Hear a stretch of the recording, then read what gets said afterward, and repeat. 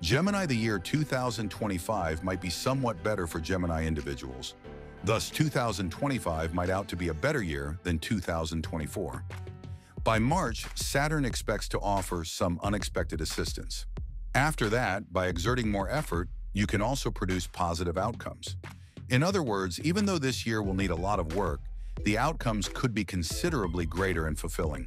It will be crucial to make an effort to keep positive relationships with your elders and coworkers throughout Rahu's transit. Religion, spirituality, and commitment to God will be essential in addition to hard work. Only then will you be able to retain a mental calm, which will have an obvious effect on your personal, professional, and business life.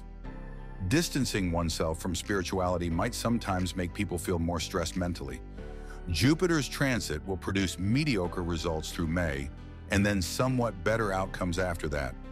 As a result, your financial circumstances may yield varied results this year. Additionally, the results can be above average. May might also be a favorable month in terms of personal life.